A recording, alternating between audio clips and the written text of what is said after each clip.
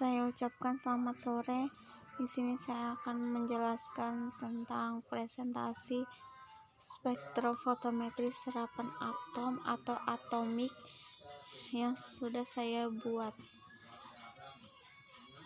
Poin bahasannya yaitu 1. Kegunaan spektrofotometri serapan atom, 2. Prinsip kerja spektrofotometri serapan atom, 3. Komponen pada spektrofotometri serapan atom, 4. Contoh data analisa menggunakan spektrofotometri serapan atom.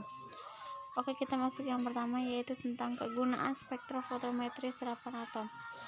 Spektrofotometri serapan atom ini berfungsi untuk menentukan kadar konsentrasi dari unsur metalik untuk kepentingan medis dalam pemeliharaan kesehatan seperti kalsium, magnesium, tembaga, seng, dan besi.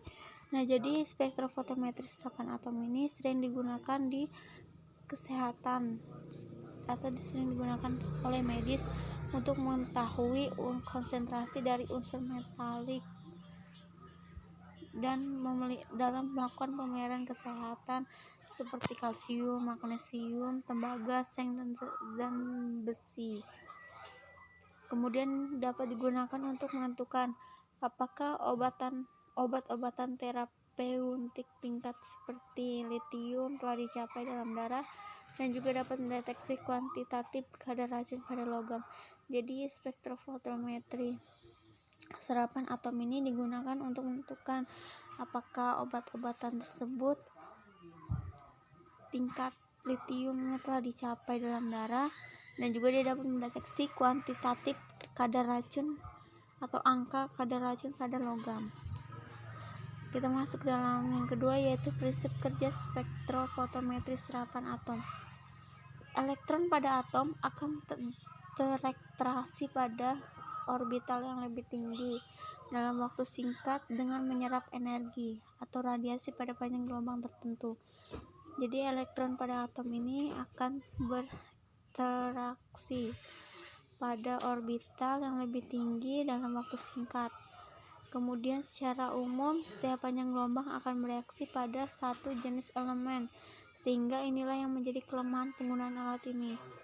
Jadi setiap panjang gelombang ini hanya berinteraksi pada satu jenis elemen saja, tidak bisa pada jenis elemen yang lain, banyak elemen. Jadi ini sering menjadi kelemahan dalam menggunakan spektrofotometri serapan atom. Selisih nilai absorbansi Blanco dibandingkan dengan sampel uji merupakan nilai konsentrasi zat target yang diinginkan.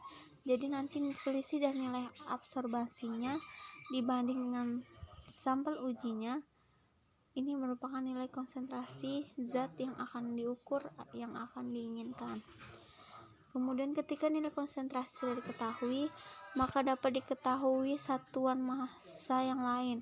Jadi kalau kita sudah mengetahui konsentrasi, maka kita juga dapat mengetahui satuan massa yang lain itu apa. Dalam pengukurannya dibutuhkan sebuah kurva standar yang elemennya adalah konsentrasi analit dibanding dengan nilai absorbansi atau serapan. Jadi dalam kita mengukur, kita membutuhkan suatu kurva atau kita akan membuat suatu kurva standar yang akan membandingkan antara konsentrasi analit dengan nilai absorbansi. Kurva standar dibuat menggunakan larutan yang telah diketahui konsentrasi zat yang ingin diuji dengan berbagai perbedaan konsentrasi. Jadi nanti kita akan membuat kurva standar itu dengan menggunakan larutan yang kita akan uji. Kemudian kita konsentrasinya kita ketahui dengan berbagai perbedaan konsentrasi. Kita masuk yang ketiga yaitu komponen pada spektrofotometri serapan atom. Yang pertama ada suplai daya. Kemudian ada tabung katode berongga yang direkomendasikan oleh Walsh, berisikan sebuah anoda yang terbuat dari tungsten dan katode silindris yang berongga. Tabung berisi gas inert seperti neon dan argon pada tekanan rendah 1-5 torr. Kemudian yang ketiga ada pencacah yang diletakkan antara sumber cahaya dan pembakar. Alat ini digunakan untuk untuk modulasi cahaya yang keluar dari tabung katode berongga. Yang keempat ada pembakar. Jadi dalam ruang pembakar terdapat atomizer yang digunakan untuk menganalisis serapan atom. Sampel harus diatomisasi. Jadi untuk menganalisis serapan atom, sampel itu harus diatomisasi dulu. Kemudian ada monokromator yang saya jelaskan tadi. Kemudian ada detektor yang dapat menangkap cahaya. Kemudian ada penguat sinyal. Kemudian ada komputer untuk memvisualisasi dan mengolah data atau membuat suatu kurva. Kita masuk yang keempat, yaitu contoh data hasil pengukuran menggunakan spektrofotometri serapan atom. Dari jurnal penelitian didapatkan analisis kuantitatif metaloenzim mobilisasi. Tujuan dari penelitian ini adalah kita akan mengukur kadar enzim hidrogen peroksidase dengan menginterpretasikan jumlah logam besi yang dikandung dari enzim tersebut. Jadi kita akan melakukan penelitian mengukur kadar enzim hidrogen peroksidase dengan kita menginterpretasikan jumlah logam besi yang dikandung dari enzim tersebut.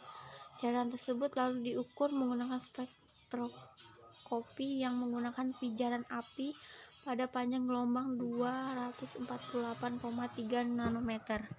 Selanjutnya yaitu imobilisasi enzim menggunakan kain, karena teknik yang dilakukan yaitu adsorpsi kovalen dan kovalen dengan tambahan ikatan seberang silang. Kain tersebut